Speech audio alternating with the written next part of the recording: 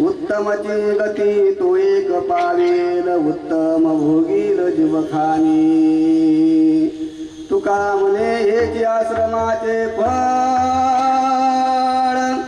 तुका म्हणे हेची आश्रमाचे फळ परमपद बळ वैराग्याचे उत्तमची गती तो एक पावेल उत्तम भोगी जीवखानी विठ्ठल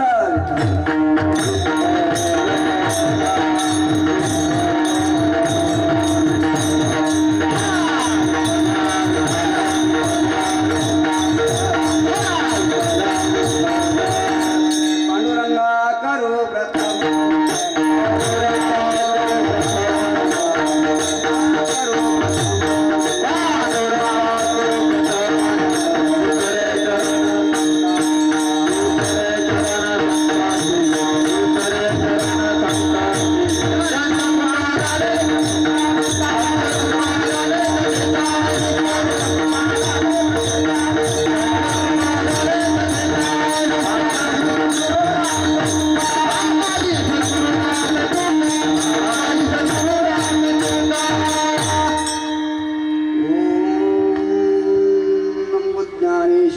करुणाकरा दयाळा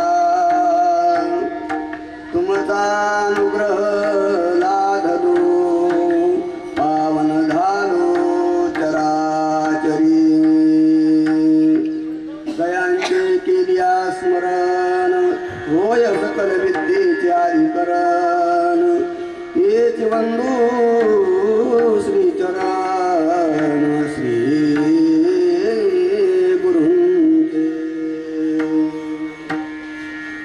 अधिष्ठान देखे प्रतिष्ठान देखा तिथे जन्मला जो गुणातीत एका दयाचे निनामे तुके जन्म व्यथा नमस्कार माझा श्री सद्गुरु एकनाथा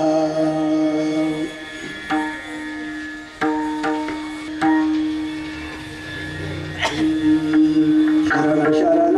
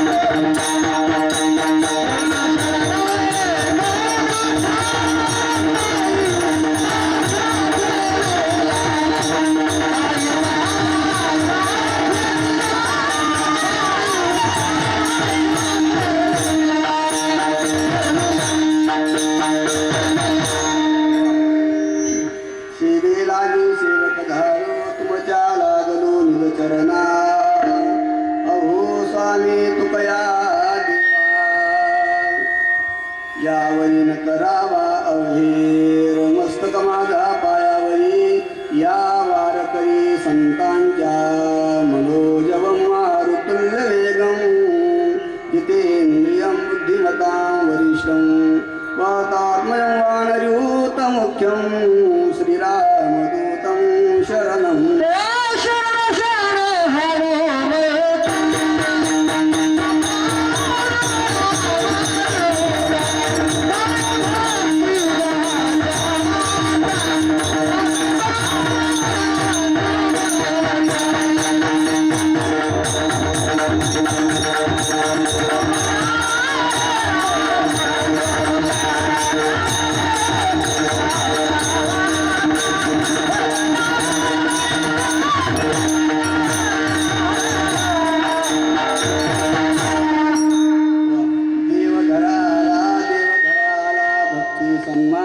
पूजिला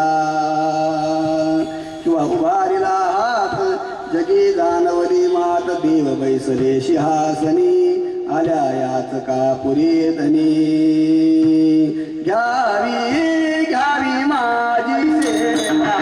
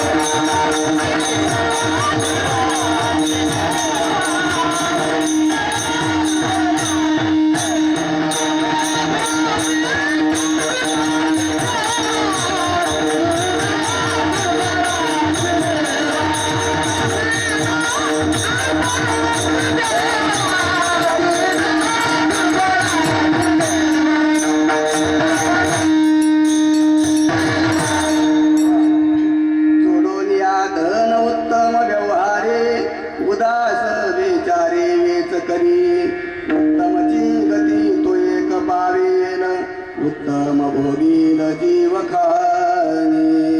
प्रस्तुत प्राप्तस्थळी प्राप्त प्रसंगी सेवेकरता निवडलेला अभंग महान भगवत भक्त जगद्गुरु श्रीमंत श्री तुकाराम महाराजांचा 6 चरणाचा आणि मनुष्य म्हणून तुम्ही जन्माला आले, ग्रहस्थ आश्रमामध्ये प्रवेश केला आणि प्रवेश केल्यानंतर ते आचारसंहिता महाराज या अभंगातून सांगतात. विठ्ठल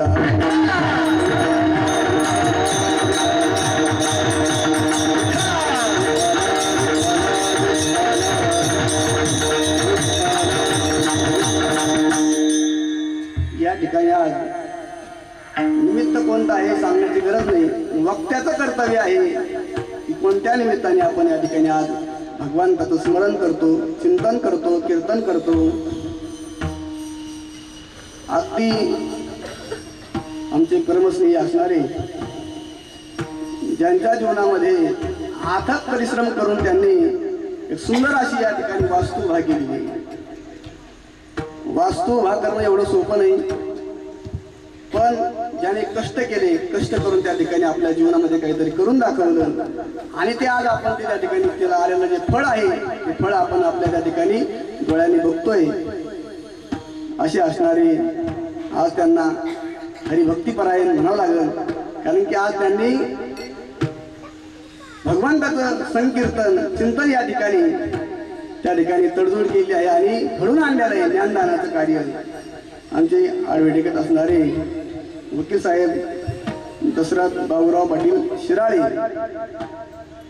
त्यांनी आज आणि त्यांच्या धर्मपत्नी असणाऱ्या अलकाताई दशरथ पाटील शिराळे त्या ठिकाणी त्यांच्या जीवनात त्यांनी सुद्धा एक पद कमवलं. त्या ठिकाणी माजी सरपंच गावाच्या इथं असताना गावातही पद मिळवलं आणि या ठिकाणी त्या ठिकाणी वास्तुभा केली. अर्थात मला सांगायचं काय की काही माणसं त्या ठिकाणी जीवनात येऊन काय करून जातील हे सांगता येत नाही. आपल्या जीवनामध्ये कार्यकाळामध्ये काही करून दाखवतात, एक जिवंतपणाचं लक्षण आहे.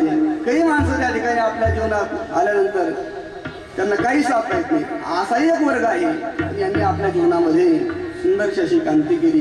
म्हणजे विठ्ठला विठ्ठला विठ्ठला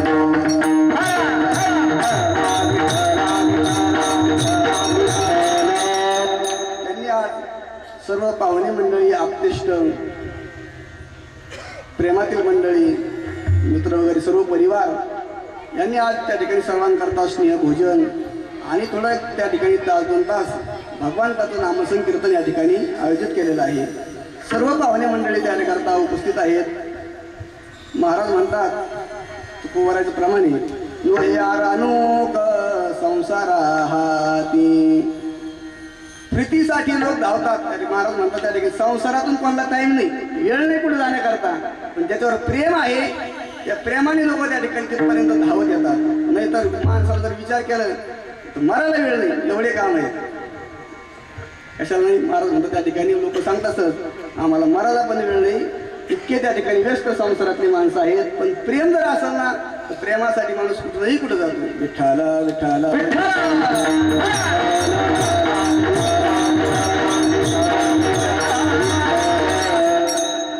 प्रेमाचं लक्षण आहे आणि त्याच्यामुळं त्या ठिकाणी एवढी माणसं या ठिकाणी उपस्थित आहेत, प्रेमामुळे आलेली. आणि सर्वांच्या उपस्थितीमध्ये आपण आज थोडंफार त्या ठिकाणी तासभर भगवंताचं त्या ठिकाणी चिंतन करणार आहोत.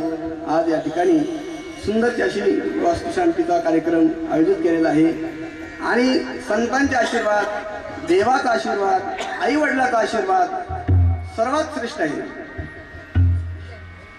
म्हणून मोठ्या माणसाचा आशीर्वाद एकदा का मिळाला त्या आशीर्वादाने सर्व बदल होतो. आपल्याला उदाहरण नाही ते सुरुवातीला मी उदाहरण सांगत नाही, पण थोडा स्पर्श करतो. भीष्माचार्याने प्रतिज्ञा केली ती उद्या मी पांडवाला जिवंत ठेवणार नाही, अशी प्रतिज्ञा केली. आणि प्रतिज्ञा केल्यानंतर भीष्माचार्य म्हणजे काही सामान्य नव्हते.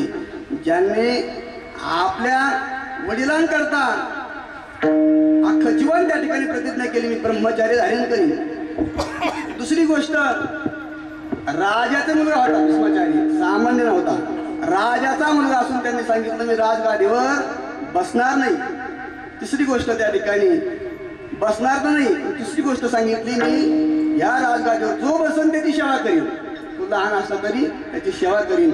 असे असणारे भीष्माचार्य तिने जर विचार केला असता, मनात आणलं असतं तर देवाला सुद्धा शस्त्र टेकावं लागलं असतं. देवाने धरलं जातात, देवाला त्या शेवटी सुदर्शनच्या हातात धरावंच लागलं. असे भीष्माचार्य एवढी त्या ठिकाणी ताकद त्यांनी प्रतिज्ञा केली मी त्या ठिकाणी उद्या पांडवाला जिवंत ठेवणार नाही. पण आता भगवान जवळ होता. श्रीकृष्णाने सांगितलं द्रौपदी पांडवाला जर जिवंत ठेवायचं असेल तर तुला भीष्माचार्याकडेच जावं लागेल. भीष्माचार्याकडे गेली नाही तर शक्यच नाही. पांडवांना आले किती मनात आलं पांडवाला ते जिवंत ठेवणार नाही. म्हणून त्या ठिकाणी द्रौपदी माता भगवान घेऊन गेले आणि रात्रीचा समय होता, रात्रीच्या वेळेस गेले. भीष्माचार्य ध्यानच नव्हते, दर्शन केलं, त्यांनी ओळखलंच नाही कोणी. बांगड्याचा आवाज आला आणि त्या ठिकाणी सौभाग्यवती असा आशीर्वाद दिला. त्या ठिकाणी सौभाग्य टिकून राहून असा आशीर्वाद द्याला द्रौपदीनं. मग सांगितलं भीष्माचार्य हा आशीर्वाद म्हणले या जन्माचा का पुढच्या जन्माचा आहे. आणि त्यांनी मग पाहिलं, अरे म्हणजे असं का बोलते. सांगितलं इथं द्रौपदी आहे या ठिकाणी आलेली. द्रौपदीला पाहिलं, अरे म्हणले एवढ्या रात्री या ठिकाणी तुला आणलं कोणी.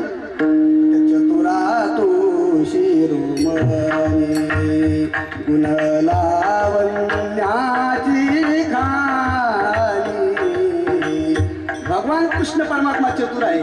देवाने आणलं, भीष्माचार्याने आशीर्वाद दिला आणि त्या आशीर्वादाचं फळ भीष्माचार्याला पांडवाला मारता आलं नाही. एवढा ताकद त्या ठिकाणी, एवढी ताकद आशीर्वादामध्ये. जर त्या ठिकाणी त्यांनी आशीर्वाद दिला त्या आशीर्वादाने काहीच बिघडत नाही. तुका म्हणे पित्र आशीर्वाद देती, पित्र आशीर्वाद देती,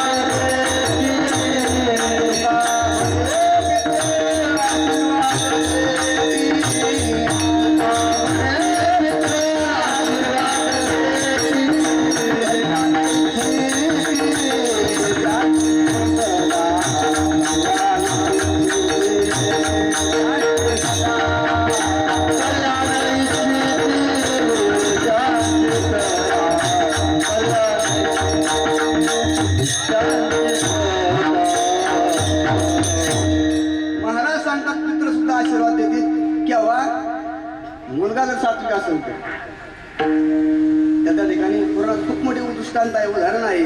कीर्तन मध्ये करमणूक नाही. कीर्तनामध्ये संतांनी एवढं सांगितलं हे तुमच्या आमचं करत आहे. अभंग लिहिले काही माणसाला वाटतं म्हणजे का आपलं काम आहे का? गाथा वाचलं, ज्ञानेश्वरी वाचलं, काही माणसाला वाटतं की आपलं काम आहे का? गाथा आणि ज्ञानेश्वरी जो वाचीन कीर्तनकार म्हणून सांगतात, ज्याला जर माथा ठेप्यावर ठेवायचा असेल, चांगला ठेवायचा असेल माथा, तिने वाचावा गाथा. ज्याला त्या ठिकाणी आपलं जीवन सुंदर जगायचं असेल त्यांनी वाचावी ज्ञानेश्वरी. एवढी ताकद त्या ग्रंथामध्ये. आणि वकील साहेबाला द्यावे तेवढे धन्यवाद थोडेच आहेत. त्यांच्या फेसबुकवरती मी एक पोस्ट पाहिली होती. त्यांच्या वडिलांची वारकरी होते, अगदी मनमोहक चेहरा, विना हातात घेतलेला. आता हातामध्ये विना येणं म्हणजे एवढी सामान्य गोष्ट नाही महाराज. हातामध्ये विना येणं आणि विना वाजवणं ही सामान्य गोष्ट नाही. त्याला वारकरी व्हावं लागत. काया वाचा मने दिवे सर्वस्वे उदार, पाप रखुमा देवी वरू विठ्ठलाचे वारी कर. तो वारकरी काया वाचा जे मनाने सर्वस्व उदार असणारी वारकरी म्हणजे सामान्य नाही. काय देतो त्यांना वारकऱ्याला? काय करतो? काय ऊर्ध्व पुंड्र भार कंठी शोभे माळ, ऊर्ध्व पुंड्र भार कंठी शोभे माळ, कापी जे कळी काळ दया बेने, कापी जे कळी काळ दया बेने. त्याच्या कपाळाला उभा गंध आहे ऊर्ध्व पुंड्र भार. आणि तू जर काळी पाहिला यमाने ती यम सुद्धा थरथर कापतो. म्हणून तुकाराम तुकाराम नाम घेता कापी. सामर्थ्य आलं कुठून? ही साधना आहे, हा भक्तीचा रंग आहे. म्हणून त्या ठिकाणी अशा कुळामध्ये त्यांचा जन्म आहे. भाग्यवान आहे ते. कसे त्या ठिकाणी भाग्यवान आहे, सुंदर त्या ठिकाणी. खरी पुण्याही महाराज आई वडिलाची. त्यांनी जर आशीर्वाद दिला आई वडिलांनी काहीच कमी पडत नाही. एखादा महाराज रोज परमार्थ चालू आहे, रोज पंढरपूरची वारी आहे, आळंदी आहे, सरस सतत करतो. पण महाराज आई वडिलाच्या डोळ्यातून अश्रू वाहतात. त्यांनी किती जरी परमार्थ केला त्याचा परमार्थ आई वडिलाच्या डोळ्यातून वाहून जातो, निघून जातो. तो शिल्लक राहत नाही. मोठी त्याला कोणी सोडित नाही. विठ्ठल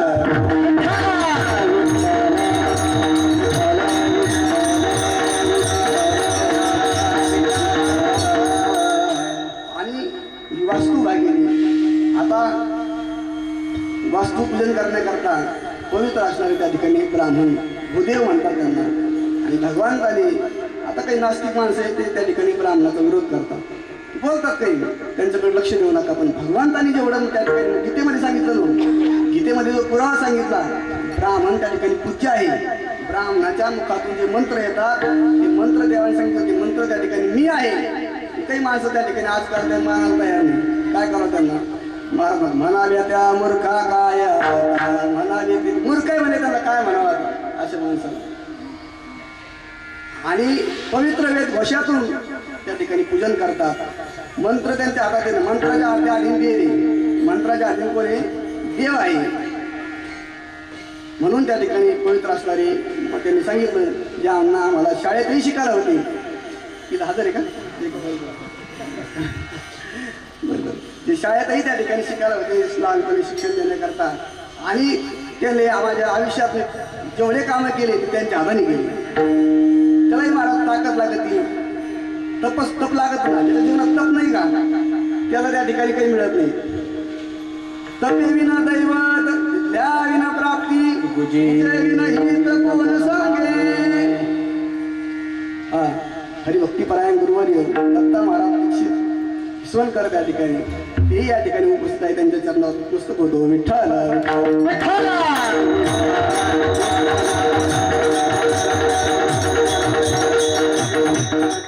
वास्तूचं पूजन करण्याकरता ज्यावेळेस आपण सुरुवात करतो ना त्याला त्या ठिकाणी सुरुवातीचं पूजन. आणि खरा घराचा पाया महत्वाचा आहे ना. पाया जर चांगला झाला इमारत त्या ठिकाणी चांगली होती. त्या ठिकाणी चांगल्या काळ बरेच काळ टिकते. पाया खूप महत्वाचा आहे. आता आम्ही ऐकलं एक मोठ्या मुखातून जेव्हा ज्यावेळेस त्या ठिकाणी भूमिपूजन करायचं त्यावेळेस राजे लोक काय करायचे चांगलं ध्यान देऊन ऐका. राजे लोक काय करायचे तर सोन्याचं नांगर तयार करायचे. कशाचं नांगर? नांगर करतो ना शेतकरीच लोकांसाठी. सोन्याचा नांगर तयार करायचे. तिथं त्या ठिकाणी घर उभा करायचं. त्या ठिकाणी ते भूमी त्या नांगराने सोन्याच्या नांगरून काढायची. शुद्धी सांगितली नाही तुम्ही, त्यात दोष असतो ना. नांगरून काढायचे म्हणजे राजे लोक. त्या टायमाला सोनंही होतं. आता जर कोणाकडे सोनं असेल त्यांनी नांगर तयार करा आणि त्यांचं झालं आमच्याकडे दे. म्हणजे आताही देवापा त्या ठिकाणी सोन्याची काडी पूजा सोन्याची काडी करावं लागतं पूजा करत असताना. म्हणजे त्याला महत्व आहे. सोनं हे शुद्ध आहे. आणि ज्यावेळेस आपण वास्तू तयार करतो त्यावेळेस आपण वाळू नदीचे आणतो, वीट, त्यानंतर त्या ठिकाणी सिमेंट, बांधकाम करणारे गवंडी, अनेक प्रकारचे लोक असतात. सर्वांच्या हातून ही वास्तू तयार होती. त्यानंतर ते मुख्यद्वार दरवाजा लाकडापासून तयार करतो. त्यालाही अनेक प्रकारचा त्या ठिकाणी दोष असतो त्याच्यात. आणि तो दोष जाण्याकरता ही पूजा करावी लागते. विठ्ठला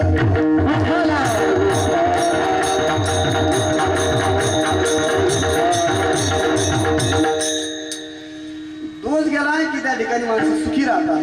नाही लोक आता काय म्हणतात त्या ठिकाणी सध्याचा काळ असा आहे की कितीतरी लोक त्या ठिकाणी पीडित आहेत, दुःखी, इकडे जातात तिकडे जातात, विचार करतात आम्हाला काही सुख मिळत नाही, समाधान मिळत नाही. मग त्या ठिकाणी नारायण बली सारखे ब्राह्मण सांगतात की त्या ठिकाणी तुमच्याकडे पितृदोष आहे. आता पितृदोष शिल्लक ठेवायचा नसेल साऱ्यात मुख्य साधने त्या ठिकाणी मुख्य साधने नामचिंतन. नामस्मरणाने पितृदोष त्या ठिकाणी शिल्लकच राहत नाही. आणि आपण म्हणतो त्या ठिकाणी आता मी जे बोलतो त्या बोलण्यापेक्षा कीर्तनात महत्वाचं काय आहे? बोलण्यापेक्षा कीर्तनात म्हणजे विठ्ठल विठ्ठल भजन होतं ना, ते सगळ्यात उत्तम आहे, श्रेष्ठ आहे. पण माणसं कीर्तनात येऊन सुद्धा विठ्ठल विठ्ठल म्हणत नाही. विठ्ठल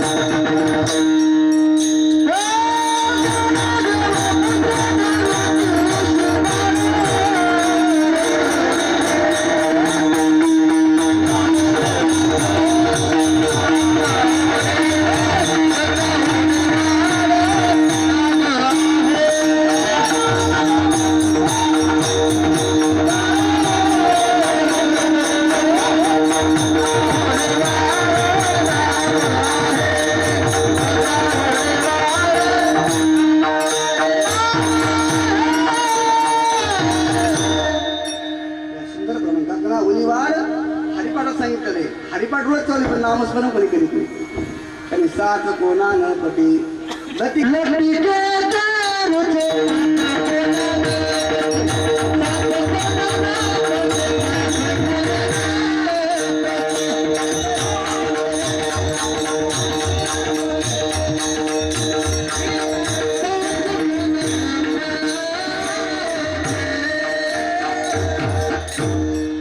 नामस्मरण सर्वात श्रेष्ठ आहे. कीर्तन ऐकायला नाही जात आलं घरी जर आपण नामस्मरण केलं तर नामस्मरण जे विश्वात सर्व साधना करून जे फळ मिळतं ते फळ फक्त एका नामस्मरणात मिळतं. कलियुगात श्रेष्ठ आहे. कलियुगा माझे करावे कीर्तन तेने नारायण देलवे, एवढं श्रेष्ठ नामस्मरण आहे. आणि वास्तूमध्ये अनेक प्रकारचे दोष राहतात. आणि दोष त्या ठिकाणी पूजा केल्यानंतर मात्र दोष शिल्लक राहत नाही. तसं नामचिंतन आहे. जेवढं फळ पूजेला मिळतं तेवढंच फळ त्या ठिकाणी नामचिंतनाने कीर्तनाने मिळतं. एवढं श्रेष्ठ साधन आहे. म्हणून आज आपण या ठिकाणी सर्व उपस्थित आहोत. आणि ही जी परंपरा आहे ही काही मनातलं काम नाही करायचं. अनादी काळापासून चालत आलेली त्या ठिकाणी परंपरा आहे. तेव्हा दिकापासून तुम्ही म्हणाल वास्तुशांती कोणी केली तरी सांगा आम्हाला, तरी पूर्ण गोष्ट आहे का? पहिली वास्तुशांतीचा कार्यक्रम केला देवादिदेव भगवान शिवशंकरांनी केला. भगवान शिवशंकराला त्यांचे भक्त असणारे विश्वकर्मा त्यांनी विचार केला, म्हणजे ज्यांचा मी भक्त आहे माझे स्वामी ते म्हणजे स्मशानात राहतात, घर नाही राहण्याकरता त्यांना एखादं घर देतो. आणि त्यांच्या शिष्याने विश्वकर्माने भगवान शिवशंकराला सोन्याची नगरी दिली. सोन्याची नगरी दिली. पण नगरी आल्यानंतर पार्वती मातेला आनंद वाटला. सोन्याचं घरी मिळालं, सोन्याचं घरी मिळालं, खूप आनंद वाटला. म्हणून महाराज त्या ठिकाणी भगवान शिवशंकरांनी सांगितलं घरात त्या ठिकाणी गृहप्रवेश करावा लागेल. तसं घरात जाता येणार नाही, त्याची त्या ठिकाणी वास्तुशांती वास्तुपूजन करावं लागेल. त्यांनी त्या ठिकाणी पाहिलं म्हणजे कोण ब्राह्मण आहे, चतुर्वेदी ब्राह्मण. त्या ठिकाणी ब्रह्मदेवाकडे गेले आणि ब्रह्मदेवाला विचारलं म्हणजे त्या ठिकाणी सुंदर घर आहे, घराची आम्हाला पूजा करायची. ब्रह्मदेवाला सांगितलं. ब्रह्मदेवाने सांगितलं म्हणजे माझी थोडी तब्येत बरी नाही म्हणा काही. ब्रह्मदेव काही आले नाही. पण विद्वान मग कोणी म्हणले या ठिकाणी विद्वान कोण होतं? दशग्रंथी ब्राह्मण. सर्व पुराण देवाला ज्यांनी बंदीशाळेत टाकलं, 9 ग्रहाच्या पायऱ्या केल्या. तुमच्या लक्षात आलं असं एवढं सांगितलं बरोबर. असे असणारे रावण महाराज ते होते ब्राह्मण, अगदी हुशार. या काळात ब्रह्मदेवा नंतर त्यांचाच नंबर, इतके त्या ठिकाणी पांडित्य बोलले. आणि मग देवाने सांगितलं म्हणजे या पूजा करतात शिवभोळा चक्रवर्ती. त्या ठिकाणी महादेवा त्या ठिकाणी या पूजा निमंत्रण दिलं, ते पूजे करता आले. रावणाने या ठिकाणी एवढी सुंदर पूजा केली, महादेव त्या पूजेवर प्रसन्न झाले. सुंदर पूजा झाली. पूजा त्या ठिकाणी पार पडली आणि सांगितलं शेवटी आरती करायची. पार्वती माता घरात त्या ठिकाणी आरती लावून आणण्याकरता गेल्या. घरामध्ये महादेव प्रसन्न झाले. आनंदाच्या घरात सांगितलं देवा तुम्हाला त्या ठिकाणी दक्षिणा काय लागते त्या ठिकाणी सांगा. म्हणजे आता सांगा. माणसं त्या ठिकाणी सारं करून घेते पण दक्षिणा देत नाही बरं का. ब्राह्मणात सांगत बरं का. आम्हाला आमच्या गावात अनुभव झाला. जेव्हा आमच्या परिचयाची घरची बरं का तुम्हाला फोन करते म्हणजे महाराज तुमच्या गावातल्या माणसाकडे पैसे देऊन गेलेच नाही हो. देवाला काय सांगू म्हणजे बोलता येत नाही. म्हणजे पूजा होऊन जाते पण नंतर त्या ठिकाणी ब्राह्मणाला लक्षणं लोक देत नाही, सारं करून घेते शेवटी देत नाही. तसं पार्वती आई साहेब पूजे त्या ठिकाणी दिवा आणण्याकरता गेल्या आणि महादेवाने आग्रह केला म्हणजे एवढी सुंदर पूजा झाली, दक्षिणा मागा आता रावण महाराजाला. रावण महाराजांनी सांगितलं म्हणजे देवा दक्षिणा तशी देऊ नका म्हणजे पाणी सोड. हातात पाणी सोडलं म्हणजे त्या ठिकाणी तुमचा अधिकार शिल्लक राहणार नाही. पाणी सोडा. आता ह्या गेल्या देवा आणला तर महादेवाने बोला म्हणजे काय लागत मन सोडतो दक्षिणा जे मागताना ते देईल, सोडलं पाणी जे लागन ते देईल म्हणले. आता रावण महाराजांनी सांगितलं म्हणजे मला काही नको, दुसरं ज्याची पूजा केली ते घर मला द्यायला. आता ते वैराग्य होतं महाराज देवाची लीला आहे ना. सांगितलं ठीक आहे तसा असतो. ते घर दिलं. पार्वती माता आल्या म्हणजे देवा आरती करायची, आरती आणली ना म्हणजे आता कशाची आरती म्हणजे त्याची आरती करायची ते घर दिलं म्हणजे. रावण महाराजाला देऊन टाकले. ते घर कशी शिल्लक राहिलं नाही. संताप झाला महाराज. माणसं देते पण महिला मंडळी नाही अजिबात नाही. जीव महाराज त्यांचा. आमचे गुरुवारी अण्णा सांगायचे गावात पंगत असली ना खेडेगावात तर घर भरून जुन्या गावात भाकरी गोळा करायची. आणि भाकरी गोळा करत असताना जर महिला मंडळीकडे गेलं आज त्या ठिकाणी 2 किलो 4 किलोच्या पोळ्या म्हणा भाकरी म्हणा करून द्या. 4 पण 8च्या देते करून किती 4 किलो मागितलं का 8 किलो इतके उदार किती काम असू द्या पण देवाला द्यायचं म्हणलं त्या कमी करीत नाही, भरपूर द्या. आणि मग तसं एका महिलेने म्हणले सुंदर अशा त्या ठिकाणी भाकरी तयार करून दिल्या आणि त्या देणाऱ्याला सांगितलं पाय म्हणजे भाकरी देतो येते तुझ्याकडे घेऊन जाय पण येताना माझं जे फडक आहे ना धुडकं दे की परत आण म्हणते. भाकरी 2 धाड्याच्या दिल्या पण जीव कशात गुतला भडक्यात गुतला. एवढी आसक्ती असती एवढी. म्हणून पार्वती मातेचा संताप झाला ना तेव्हा एवढी पूजा केली सारं केलं म्हणजे घरात दान दिलं तुम्ही महाराज. ताप आला ना पार्वती मातेला ताप आला घर दिल्या आणि मग तिला शांत राहिली. तेव्हा पुढं काही चाललं नाही, शांत राहिली. आणि नंतर पुन्हा आता नंतरचा काळ पुढं सांगतो तुम्हाला. पुढं परत राम अवतारामध्ये महादेव कोण झाले? रुद्र 11वा अवतार. ध्वजस्तंभावरी वानरू तो मूर्तिमंत शंकरू म्हणजे तो कोण त्या ठिकाणी हनुमंतरायाचा अवतार म्हणजे महादेवाचा अवतार. आणि पार्वती माते झाले त्या ठिकाणी शक्ती. हनुमंताची शक्ती म्हणजे कोण? पार्वती माता. त्या झाल्या त्या ठिकाणी पार्वती. आणि त्या युगामध्ये त्यांनी नंतर काय केलं पुन्हा तो अवतार घेतला का त्या अवतारामध्ये हनुमंतरायाने पराक्रम केली. ज्या रावणाने लंका नेली का सोन्याची ती हनुमंतरायाने मग घेतली आणि कोणाच्या आधारावर पार्वती माता शक्ती हेच आग लागली त्या ठिकाणी त्या लंकेला जाळून टाकली. म्हणजे जे लोक त्या ठिकाणी आयतं घर घेतात दुसऱ्याचं म्हणजे आयतं म्हणजे कसं फुकट कसं म्हणजे त्या ठीक आहे. आता मुंग्या आपल्या करता घर बनवतात कोणचं वारुळ, आणि त्या आयत्या वेळात कोण राहतं नागोबा. तसं त्या ठिकाणी रावणाने आयतं घेतलं होतं ना, आयतं घेतल्यामुळं काही त्या ठिकाणी कष्ट न करता घेतलं, सहज घेतलं. आणि मग ते घर त्या ठिकाणी कोणी जाळलं तर हनुमंतरायने जाळलं. तुकोबार आहे त्या ठिकाणी हनुमंतरायला मग धन्य धन्य म्हणले, जाळल्यावर म्हणले त्या ठिकाणी जाळीले लंका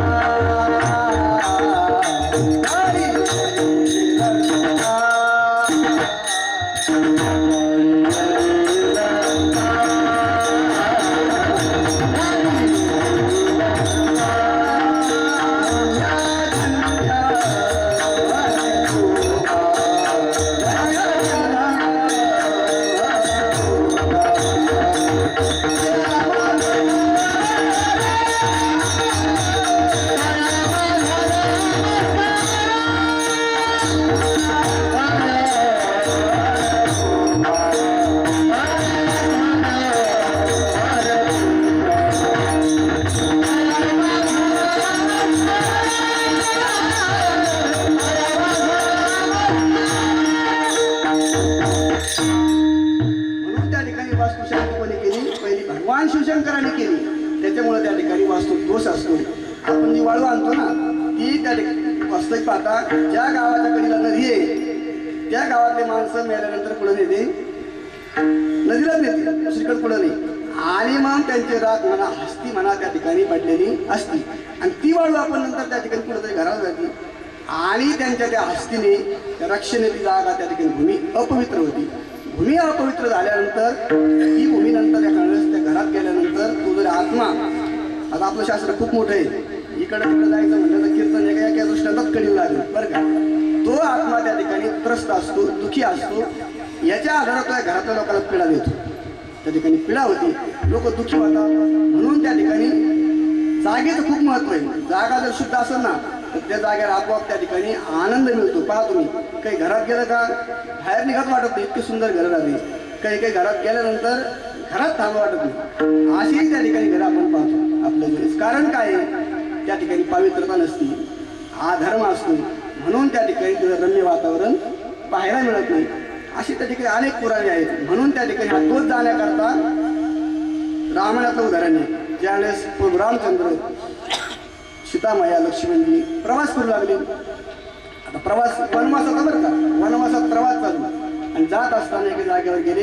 त्या ठिकाणी सुंद आणि उपसुंद या राक्षसांचा त्या ठिकाणी भांडण झालं आणि एकामेकाच्या हाताने ती मरण पावली. त्यांचं रक्त ज्या ठिकाणी सांडलं ती भूमी. तिथं गेल्यानंतर लक्ष्मणजीला वाटलं एवढं राज्य होतं, सारं अनुकूल होतं, सर्व असताना म्हणजे मी या ठिकाणी येऊन या भावाकरता म्हणजे काय वनवास स्वीकारला म्हणजे वाईट बुद्धी झाली. म्हणजे उभं आलो इथपर्यंत दुःख व्यक्त केलं लक्ष्मणजी. सीता मातेच्या मायात मनात आलं म्हणजे आम्ही दोघं नवरा बायको म्हणजे वनवासाला आलो, पण लक्ष्मणजीचं या ठिकाणी आमच्यासोबत काय आहे. काहीतरी लक्ष्मणाच्या मनात काळं पांढरं आहे. काही काही नादानं सांगितलं असेल की त्या ठिकाणी रामाचा वध कर, तुला राज्यही मिळेल आणि सीताही मिळेल. असं पण वाटलं, सीतेला वाटलं. थोडं पुढे गेले. थोडं पुढे गेल्यानंतर त्या ठिकाणी एका झाडाखाली सर्वच बसले, लखनजी, प्रभू रामचंद्र, सीतामैया. आणि बसल्यानंतर हे दोघं एकमेकाला बोलायला त्या ठिकाणी शांत झाली, खिन्न झाली. त्यांना वाटलं मी काय विचार केला, मी हा विचार का केला असं ते मनाला खाऊ लागले. आणि त्या ठिकाणी मन त्यांचं बोलायला तयार नाही, खिन्न झाले. प्रभू रामचंद्रांनी जाणलं, लखनजी काय झालं म्हणले, तुम्हाला का बोलत नाही तुम्ही. आणि मग लखनजीनं सांगितलं म्हणजे भैया त्या जागेवर माझ्या मनात हा विकल्प का आला, या विकल्पामुळे मी आज चिंताग्रस्त आहे. मला त्या ठिकाणी आवाज चांगलं वाटायला म्हणजे करमाना नाही, उदास झालो. आणि सीतामायाने लगेच सांगितलं म्हणजे एवढा पवित्र असणारा आपला दीर, मी त्याच्यावर शंका घेतली आणि हे त्या रामाला सांगितलं. मग त्यावेळेस प्रभू रामचंद्राने सांगितलं ती जी भूमी होती म्हणजे ती भूमी त्या ठिकाणी दोन राक्षसांचं युद्ध झालं. तिथं त्या ठिकाणी अशुद्ध, संस्कृतमध्ये रक्ताला काय म्हणतात त्या ठिकाणी अशुद्ध म्हणतात. ज्ञानोबाराची ओवी त्या ठिकाणी ज्ञानेश्वरीमध्ये कोणची त्या ठिकाणी ते गोचिड जे आहेत, गोचिड काय करतात त्या ठिकाणी दूध सोडून देतात आणि अशुद्धाचं सेवन करतात. अशुद्ध का सेवित त्या ठिकाणी गोचिड दूध त्या ठिकाणी दूध सोडतात, रक्त सेवन करतात म्हणजे रक्ताला अशुद्ध असं असणारं अशुद्ध रक्त ते सांडल्यामुळे जागा अपवित्र झाली. अशी अनेक त्या ठिकाणी दृष्टांत आहेत शास्त्रामध्ये. म्हणून त्या ठिकाणी वास्तुशांती करणं अत्यंत गरजेचं आहे. जर वास्तुशांती नाही केली तर त्या ठिकाणी आपण पाहतो अनेक जागावर अनेक प्रसंग आहे. आज ते काही मला तुम्हाला सांगायचे नाही, एवढा वेळही शिल्लक नाही.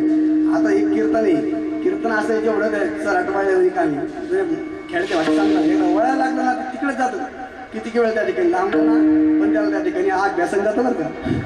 जर अभ्यास मन मार्ग गेला तर त्या ठिकाणी केले मनाचे मंगळवार नाही केले पाहिजे. कीर्तनात संतांनी सांगितलं की देवाला आवडतं ते जरी केलं तर फळ चांगलं मिळतं, आणि ते नाही केलं त्या ठिकाणी फळही मिळत नाही. आणि त्या ठिकाणी गाढवाने शेत खाल्लं पापही नाही पुण्य नाही, शिल्लक राहत नाही असे म्हणे. तसं त्या ठिकाणी होतं. म्हणून माणसाने त्या ठिकाणी सर्व गोष्टी करत असताना विचारपूर्वक जर केल्या तर त्या विचारांनी त्या ठिकाणी त्याला सुख मिळतो. विचाराआधी त्या ठिकाणी सुख आहे. म्हणून त्या ठिकाणी आज त्याचं महत्व आपण थोड्या वेळ पाहिलं नाही. आता थोडा अभंगाचं चिंतन करू. विठ्ठल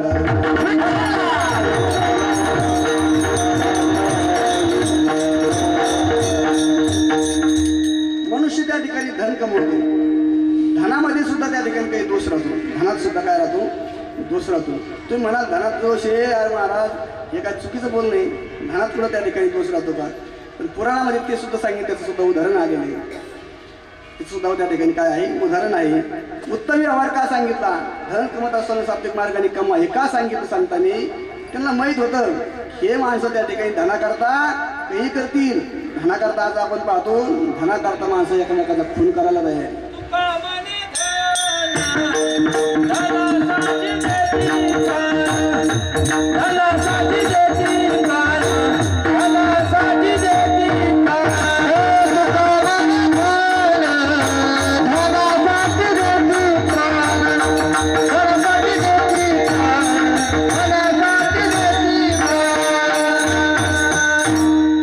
धनाकरता माणसं त्या ठिकाणी प्राणही देतात.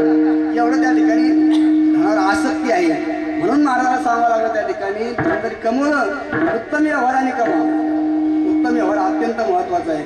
तुका म्हणे धन भाग्य अशाश्वत जाण. धन कसं त्या ठिकाणी सावलीप्रमाणे ज्ञानोबारांनी सांगितलं या धनाचा न धरी विश्वास देशी करुवर छाया याता याती न चुके काही भोगशील काया या हरी भजले विना तुझा रे जन्म जातो वाया या रागी तो वैकुंठनाथाच्या चिंती पारे पाया. ओम नमो भगवते वासुदेवाया. असं धन आहे. धनामागं सुद्धा त्या ठिकाणी 15 अनर्थनाथ महाराजांनी सांगितले. किती? धनाची या मागे कळी काळाचा लाग म्हणून या संग खोटा द्याचा. संतांनी का सांगितलं? ज्या धनामागं कळी काळ आहे ते धन थोडं त्या ठिकाणी म्हणजे हा धर्माच्या मार्गाने जर कमवलं कळी काळ मागे लागतो. आणि चांगल्या मार्गाने कर्मिलं तर त्या ठिकाणी मग कोणती बाधा नाही. खूप त्या ठिकाणी महत्व आहे धनाला. म्हणून महाभारताचा प्रसंग आहे. महाभारतामध्ये ज्या वेळेस जरासंधाचं आणि पांडवाचं युद्ध झालं, जरासंधाचा त्या ठिकाणी मेल्यानंतर तो मुकुट आहे तो मुकुट भीमाने हिसकून घेतला आणि तो मुकुट भीमाने पुढे आणला आपल्या तिजोरीमध्ये आणून टाकला.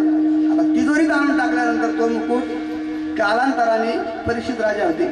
परीक्षितीचं राज्य आलं आणि परीक्षितीनं काय केलं त्या ठिकाणी एक दिवस सहज फिरता फिरता आपला भांडार पाहिलं काय काय जुनं म्हणले आणि पाहिल्यानंतर त्यांना तो मुकुट दिसला, मनमोहक दिसला, चांगला मुकुट वाटला. त्यांनी डायरेक्ट डोक्यावर घातला आणि त्या दिवशी ते शिकारी करता वनात गेली. वनात गेल्यानंतर परीक्षित राजा शिकार काही त्या ठिकाणी मिळाली नाही, व्याकुळ झाले, तहान लागली.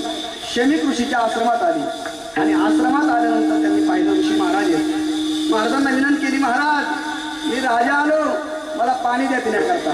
राजा महाराज मी महाराज समाधीस्थ होते, ध्यानात होते, महाराज मृत्यूवर नव्हते. आणि मग त्या परिस्थितीला राग आला, क्रोध आला. त्यांनी मेलेला सर्प काय त्या ठिकाणी पाण्याने उचलला आणि मेलेला सर्प ऋषीच्या गळ्यात टाकला. शमीक ऋषीच्या ऋषी ध्यानस्थ होते. ऋषीला सर्प टाकल्याला माहित नाही, काहीच माहिती नाही. आणि त्यानंतर राजा निघून गेला, अगदी उद्विग्न होऊन निघून गेला. नंतर त्या ठिकाणी त्यांच्या मुलाला ज्यावेळेस समजलं की महाराजांच्या ऋषी महाराजांच्या गळ्यात मेलेला सर्प राजाने टाकला, त्यांनी लगेच पाणी घेतलं, शाप दिला. ज्यांनी म्हणले ऋषींच्या गळ्यात मेलेला सर्प टाकला तो आजपासून 7व्या दिवशी मरणार नाही. तक्षक नाग येईल त्याला आणि सर्प दोष होऊन त्याचं मरण होईल. हे ज्यावेळेस सांगितलं त्यावेळेस कसं त्या ठिकाणी आता ऋषी होते ते का आजकालसारखे होते का तपस्वी होते खरं होत होते आणि मग त्यांनी सांगितल्यानंतर महाराज समाधीतून जागी झाले घडलेला प्रसंग कळाला महाराज म्हणजे अरे तो राजा आहे आणि राजाला तू शाप दिला अरे अनेक उपकार तो आपल्याला करतो एक चूक झाली म्हणून काय बिघडलं कोण म्हणतं ऋषी महाराज म्हणतात पण त्या ठिकाणी ऋषीच्या मुलाला राग अनावर झाला त्यांनी शाप केला महाराजांनी सांगितलं जा त्याला जाऊन सांगा हे तर सांगा म्हणले आजपासून 7व्या दिवशी तुझं मरण हे सांगा आणि मग जाऊन सांगितल्यानंतर राजा घरी गेला मुकुट काढला राजा चिंतत होता मी काय केलं आज राजा दुःखी झाला मी काय केलं राजा रडू लागला तेव्हा मुकुट खाली काढल्यावर बरं का कारण जोपर्यंत मुकुट वगैरे होता तोपर्यंत राजा बिघाडलेला होता मुकुट खाली काढला राजा भानावर आला वाईट वाटलं रडू लागला आणि मग समजलं 7व्या दिवसांनी मी मरणार आहे कळलं आता पुढचं राग नाही सांगायचा पण घडलं कशामुळं म्हणजे घडलं त्या मुकुटामुळं तो मुकुट त्या ठिकाणी पणा झाला जरा समजायचा तसं आपल्या डोक्यात टोपी घालत असताना दुसऱ्याची कधीच घातली नाही पाहिजे त्यांनी काय होतं त्याचे विचार आपल्या डोक्यात येते आणि माणूस म्हणते उडून जातो की म्हणतो नाही असं मी कधी लोक सहज म्हणतात तो माणूस तसं करण्यासारखा नव्हता त्यांनी केलं का की त्याला त्या ठिकाणी कुठंतरी संगत जळली काही म्हणून शहाणे माणसं दुसऱ्याच्या टोप्या आपल्या डोक्यात घालीत नाही विठ्ठल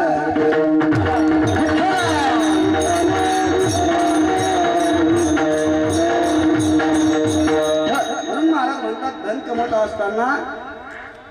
असताना ते उत्तम व्यवहाराने कमा उत्तम व्यवहाराने जोडा तरी तुम्हाला चांगली गतीही मिळेल अभंगाचं